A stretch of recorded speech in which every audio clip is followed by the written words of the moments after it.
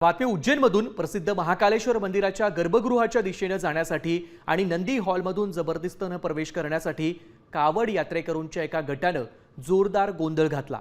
या घटनेमुळे मंदिर परिसरामध्ये मोठ्या प्रमाणात पळापळ आणि तणावाचं वातावरण निर्माण झालं।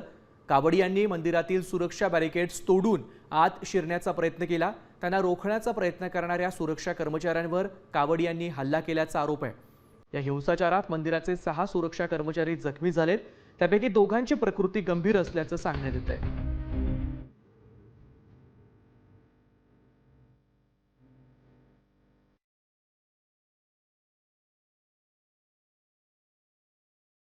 उज्जैनच्या महाकालेश्वर मंदिरातला हा सगळा प्रकार आहे। या ठिकाणी काही कावडियांनी तोडघूस घातली आहे आणि मंदिराच्या गर्भगृहामध्ये देखील प्रवेश करण्याचा त्यांनी प्रयत्न केला।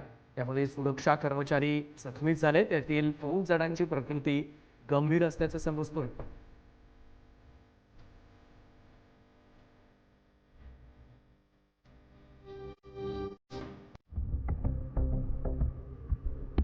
ही सगळी दृश्य मंदिराच्या गर्भगृहातली आहे। आपण बघतोय की कशा पद्धतीने या कावडियांनी धुडगूस घातलाय आणि मंदिरामध्ये प्रवेश करण्याचा प्रयत्न केलाय।